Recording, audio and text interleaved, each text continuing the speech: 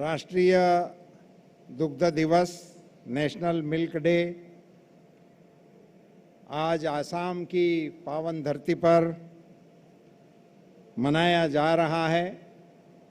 संयोग है डॉक्टर कुरियन साहब की जन्मतिथि पर इसको मनाने का उपक्रम चलाया है, जिसको भारत के दुग्धमैन के रूप में, इंडियन मिल्कमैन के रूप में हम सब जानते हैं।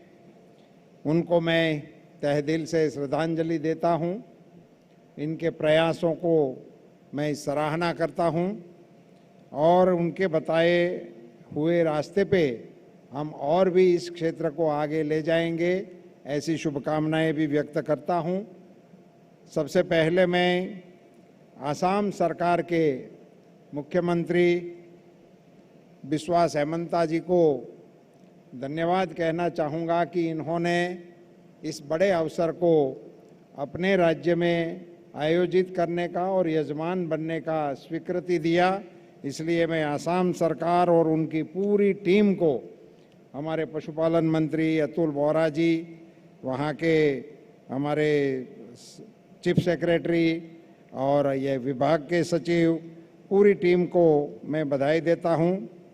अतुल जी का और हमारा तो ऐसा हो गया है 10 साल से कि वो मेरे डिपार्टमेंट के साथ उनका और हमारा बहुत ही अच्छा रिश्ता नाता बन गया है। हमारे बीच में मौजूद अरुणाचल के माननीय मंत्री तागे ताकी जी, हमारी यहाँ के मंत्री श्री परिमल शुक्ल जी, जो फिशरीज मंत्री भी है, इसलिए वो भी हमारे विभाग के ही मंत्री माने जाएंगे। उन्होंने बहुत सुंदर विषय आप सबके सामने रखा है। यहाँ के स्थानीय एमपी श्रीमती क्वीन ओझा जी, श्री पवित्रा Margaret MP Rajya Sabha, Kamakhya Prasad MP Rajya Sabha, यहाँ के मुख्य सचिव श्री पवन कुमार बर ठाकुर जी, हमारे सचिव महोदय श्रीमती अलका उपाध्याय जी, हमारे जॉइंट सेक्रेटरी श्रीमती वर्षा जोशी जी, यहाँ के प्रिंसिपल सेक्रेटरी मनीष ठाकुर जी, हमारे कमिश्नर अभिजीत मित्रा जी, श्री बी कल्याण चतुर्वेदी जी, जो हमारे वेटरनरी कॉलेज के डीन भी हैं और यहाँ के पशुपालन क्षेत्र में उनका काफ़ी सहयोग भी है। सामने भी कई महानुभाव बैठे हैं, हमारे सोढ़ी साहब बैठे हैं, उनका भी हमें स्मरण होना है। कई गणमान्य अधिकारी एवं पदाधिकारी इस कार्यक्रम में मौजूद रहे हैं। बहुत ही भारी संख्या में पशुपालकों ने इस कार्यक्रम में हिस्सा लिया। इसके लिए भी मैं पशुपालन विभाग के मंत्री को और उनकी टीम को बधाई देना चाहता हूं, धन्यवाद देना चाहता हूं। आज कुछ लोगों को हमने अवार्ड दिए हैं, वो सारे अवार्डीज को भी मैं बहुत बहुत बधाई देता हूं और लोगों को आपसे प्रेरणा मिलेगी और अगले बार के कार्यक्रम में वो लोग भी अवार्ड लेने के लिए अपने अपने क्षेत्र में और जोश से काम में लगेंगे। सभी अवार्डीज को मेरी ओर से बधाई देता हूं। अब चूँकि समय काफ़ी बीत गया है और इस कार्यक्रम को और इस प्रदर्शनी को सुरुचिपूर्ण बनाने में यहाँ के कल्चर विभाग ने और कलाकारों ने जो अपना प्रदर्शन किया, इसके लिए उनकी पूरी टीम को भी मैं बधाई देना चाहता हूँ, धन्यवाद देना चाहता हूँ। साथियों, world milk day, national milk day, इस प्रकार से मिल्क को माध्यम बनाते हुए हम बड़े बड़े अवसर कर रहे हैं और हमारे देश में दूध के लिए, शुक्ला जी ने बताया वो बिल्कुल सही है कि मानव जात को पालन पोषण करने हेतु भगवान ने कामधेनु गाय को पृथ्वी पर हमको वरदान के रूप में दिया और तभी से ये कारोबार में हम सब लगे हुए हैं। मुझे आपसे एक दो बात ही बतानी है। प्रधानमंत्री मोदी जी के आने के बाद इस विभाग को स्वतंत्र विभाग बनाने का निर्णय लिया गया और मैं आपको बताना चाहूँगा कि 4 से 14 तक जो इस विभाग को बजट मिलता था वो 18,825 करोड़ रुपए का बजट था पिछले 10 साल का, मोदी जी की सरकार से पहले का। ये मोदी जी की सरकार आने के बाद 14 से 24 तक का जो हमारा बजट है वो 33,000 करोड़ 438 रुपये का है। तो मतलब डबल बजट का एलोकेशन इस विभाग को करने का काम प्रधानमंत्री जी ने किया। प्रधानमंत्री जी ने 2 बहुत बड़े इनिशिएटिव लिए इस विभाग के लिए। हमारे प्रधानमंत्री मोदी जी का देश के हेल्थ के ऊपर बहुत बड़ा काम करने का सौभाग्य उनके हाथों हुआ। इसके चलते कोरोना के महामारी में से हम बच गए और दुनिया वालों को बचाने का काम भी भारत सरकार के कारण करने का हमें सौभाग्य मिला। मगर जितना काम प्रधानमंत्री जी ने हम नागरिकों के लिए किया, मानवों के लिए किया, उससे भी बढ़िया काम प्रधानमंत्री जी ने इस देश के पशुओं के लिए किया है, इस मवेशियों के लिए किया है। और सारे देश के मवेशियों को भारत सरकार के खर्चे से वैक्सीनेशन कराने का प्रोग्राम लगाया और उनके लिए 13,000 करोड़ रुपए की राशि उपलब्ध कराकर आज पूरे देश में हम राज्य सरकारों के साथ मिलकर ये वैक्सीनेशन का बहुत बड़ा ड्राइव चला रहे हैं। इसके कारण पशुओं की हेल्थ पर बहुत बड़ा विधेयात्मक असर पड़ा है। दूसरा, उन्होंने मोबाइल वेटरनरी यूनिट, जो पशुओं के लिए एम्बुलेंस, जो हमारे लिए एम्बुलेंस थी, ऐसी एम्बुलेंस जो 108 करने से हमारे लिए आती है, नागरिकों के लिए सुविधा है, ऐसी ही मोबाइल वेटरनरी यूनिट पशुओं के लिए भी पूरे देश में 1962 नंबर का कॉल करने से पशुपालक के द्वार पर उनकी सुविधा मिले, ये बहुत बड़ा निर्णय हमारे प्रधानमंत्री जी ने किया है।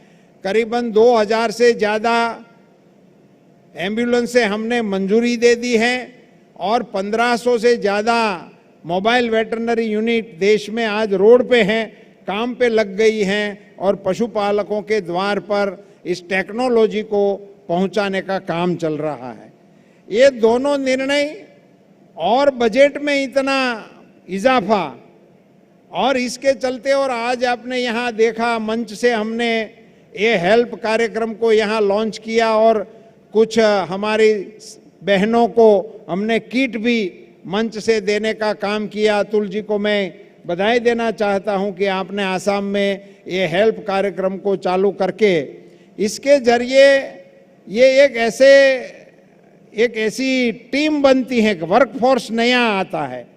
वो हमारे सखी मंडल वाले ही हैं जो हमारे सेल्फ हेल्प ग्रुप में काम कर रहे हैं, उनको ही ट्रेनिंग देकर उनको ये प्राइमरी काम करने का उसको अधिकृत भी किया जाता है।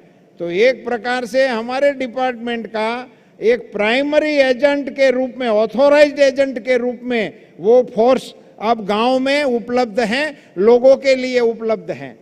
अब इन सारी चीजों का प्रभाव क्या हुआ, तो मैं बताना चाहता हूं कि हमारे यहाँ 13-14 तक दूध का जो अवेलेबिलिटी थी वो 303 ग्राम थी और आज हमारी जो अवेलेबिलिटी है वो 459 ग्राम हो गई है। प्रति व्यक्ति इतना दूध हमारे पास उपलब्ध हो गया है। वो इतना बड़ा बदलाव वो कैसे आया, तो मैं आपको बताता हूँ। जो 50-51 में पहली बार ये रिकॉर्ड बना, उस समय सिर्फ 130 ग्राम की अवेलेबिलिटी थी दूध की और 13-14 तक वो 303 ग्राम तक पहुंचा। उसमें 156 ग्राम का इसमें 173 ग्राम की वृद्धि हुई। वो 173 ग्राम की वृद्धि करने के लिए 64 साल लग गए। तब जाके 173 ग्राम की वृद्धि करने में हम कामयाब हुए थे। ये 9 साल में 156 ग्राम की वृद्धि करके आज हम 459 ग्राम पर व्यक्ति कैपिटा हमारी उपलब्धि को हम पहुंचाने में कामयाब हुए हैं। ये मतलब एक प्रकार से ये जो मैंने पहले बताया कि इतना बजटरी प्रावधान हुआ, ये हेल्थ के लिए कार्यक्रम हुआ, ये हेल्प जैसे कार्यक्रमों में लगाया गया, ये कोऑपरेटिव सेक्टर को डेयरी सेक्टर में मजबूत करने की योजनाएं लगाई गई, एनडीडीबी के द्वारा उनको आर्थिक सहायता देने के कार्यक्रम लगाए गए, आईवीएफ लगाया गया, अपने आर्टिफिशियल इंसेमिनेशन को हमने प्रमोट किया। इन सारी गतिविधियों के कारण ये फल आज हम करने में कामयाब हुए। और साथियों में ये आज वर्ल्ड मिल्क डे पर इसलिए इनका जिक्र कर रहा हूं कि हम दुनिया में इसमें दुनिया की एवरेज से अगर भारत किसी एक चीज में आगे है वो पर कैपिटा मिल्क उपलब्धि में हम आगे हैं, हम दुनिया में सबसे आगे हैं। और ये बात मैं जोर से इसलिए बोल रहा हूं कि हम कोई छोटी मोटी आबादी वाला देश नहीं है, हम 140 करोड़ वाले हैं और उनका पर कैपिटा ये हमारे को बताना है। हमारे साथ कंपैरिजन में छोटे छोटे देश भी हैं जिनके पास पशुधन भी बहुत है और प्राकृतिक संसाधन भी बहुत है, मगर आबादी कम है। हमारे पास आबादी भी इतनी है। इतनी आबादी को होते हुए हमारे विभाग और भारत सरकार और राज्य सरकार और हमारे पशुपालकों ने मिलकर ये विक्रम प्रस्थापित किया है। इसके लिए मैं सारे पशुपालकों को धन्यवाद देना चाहता हूं और बधाई देना चाहता हूं। साथियों, ये जरूर हमारे लिए गरिमापूर्ण अवसर है। इस राष्ट्रीय गोकुल मिशन और इनके चलते जो हमने नवाचार किए हैं वो आईवीएफ, यहाँ से बताया गया सेक्स सॉल्टेड सीमेंट के बारे में अतुल जी बता रहे थे कि उनकी सरकार अपने राज्य में इनका बढ़ावा देने की बहुत ही अच्छी तरह से कोशिश कर रहे हैं।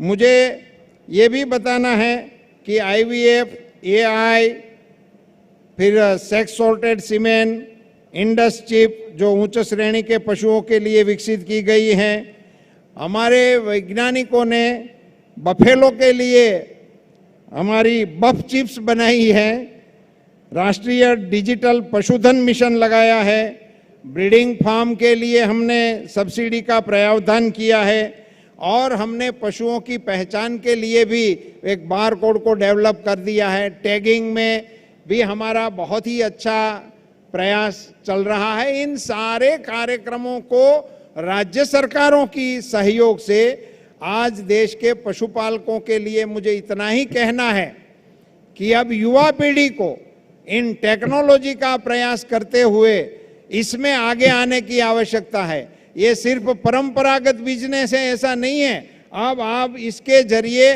लाखपति और करोड़पति बनने का रास्ता भी यहीं से जाता है। ये मैं देश के युवाओं को संदेश देना चाहता हूं। मैं कोऑपरेटिव सेक्टर के भाइयों को, डेयरी सेक्टर में लगे हुए भाइयों को भी बधाई देना चाहता हूं कि और उसके लिए एक बात भी बताना चाहता हूं कि अभी तक ये 25 से 30% दूध ही हमारा इसमें संगठित क्षेत्र में आ रहा है। अभी भी बहुत दूध अनटैप्ड है, उसको टैप करने का। और कोऑपरेटिव विभाग ने जब नया मंत्रालय बनने के बाद हर गांव में नया कोऑपरेटिव खोलने की बात की है और उसमें भी ये लक्ष्य रखा गया है कि या तो फिशरीज की कोऑपरेटिव बनेगी या तो डेयरी की कोऑपरेटिव बनेगी। ये नए कोऑपरेटिव बनाने में युवाओं को जोड़ना चाहिए और हर गांव में ये डेयरी एक्टिविटीज को आगे बढ़ाने का बहुत ही सुवर्ण अवसर है। और इसके जरिए जो एरिया में अभी भी अनटैप्ड हमारा रॉ मटेरियल पड़ा है उससे उपभोक्ता को भी पूरा भाव नहीं मिल रहा है और ग्राहक को भी हमें कभी कभी मुश्किल का सामना करना पड़ रहा है। अभी भी बहुत सारा दूध है जिसको हम टैप कर सकते हैं। उस दिशा में हमारे कोऑपरेटिव में लगे हुए बंदे और ताकत से काम करेंगे तो मुझे लग रहा है कि आने वाले दिनों में दूध के क्षेत्र में आज भी नंबर 1 पर तो हम है ही, मगर और भी रोजगार देने के लिए, फूड सिक्योरिटी को ठीक करने के लिए एक बहुत ही महत्वपूर्ण विभाग को हम अंजाम दे रहे हैं। हमारी देशी नस्ल की जो गायें हैं उनको बढ़ोतरी देने के लिए, उनका संरक्षण और संवर्धन करने के लिए जो कार्यक्रम चलाए जा रहे हैं, उनमें अभी भी कई ब्रीडें ऐसी हैं जिनको टैग देने की आवश्यकता है।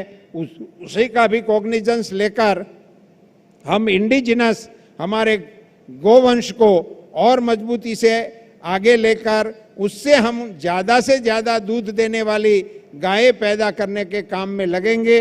तो इस राष्ट्रीय दुग्ध दिवस पर मैं मेरे विभाग के अधिकारियों को, आसाम की सरकार के मुख्यमंत्री एवं उनकी पूरी टीम को, अतुल बोहरा जी और उनकी पूरी टीम को, इस महत्वपूर्ण कार्यक्रम को, ये आसाम में इस कार्यक्रम का होना, मैं मानता हूं ये भी एक माइलस्टोन है। डेयरी सेक्टर के ऐसे कार्यक्रमों को नॉर्थ ईस्ट में करना, ये जो हमारे प्रधानमंत्री की सोच है कि नॉर्थ ईस्ट के प्रति भारत सरकार का क्या रवैया है, ये इनका भी एक प्रतीक है कि ऐसे डेयरी का कार्यक्रम तो वैसे ही माना जाता है कि आनंद में ही होना है, या तो महाराष्ट्र में होना है, या तो यूपी में होना है। ऐसे बड़े बड़े राज्य जो दूध उत्पादक हैं, उसके बजाय इसको आसाम में करने से ये दिशा भी दिखा रहा है कि अब नॉर्थ ईस्ट भी पशुपालन के क्षेत्र में तेजी से आगे बढ़ रहा है और आत्मनिर्भर की ओर आगे जा रहा है। मैं बहुत बहुत शुभकामनाएं यहाँ के पशुपालकों को और देश के पशुपालकों को देते हुए, ऐसे गरिमापूर्ण कार्यक्रम में मुझे भी साक्ष्य बनने का मौका मिला, इसको मैं अपना सद्भाग्य समझता हूँ। सभी को नमस्कार। भारत माता की जय। महोदय, आपके ज्ञानवर्धक शब्दों के लिए बहुत बहुत धन्यवाद।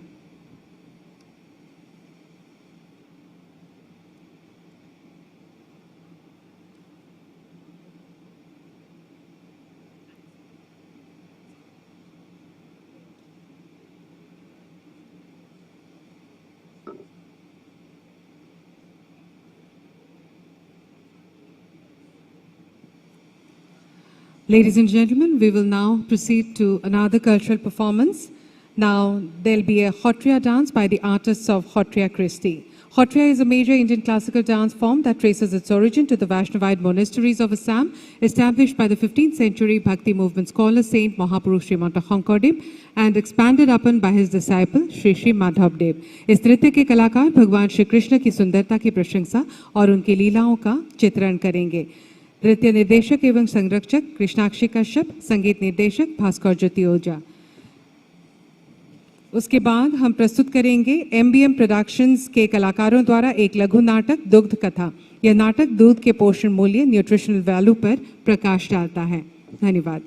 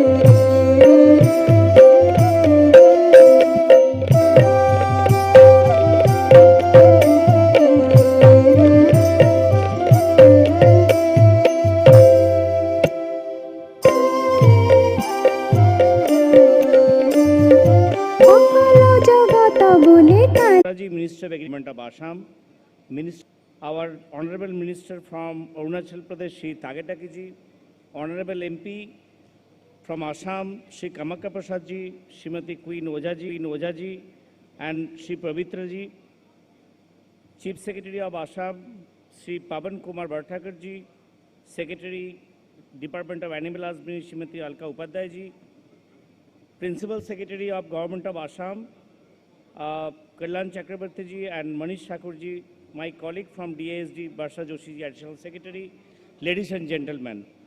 I will not take much time.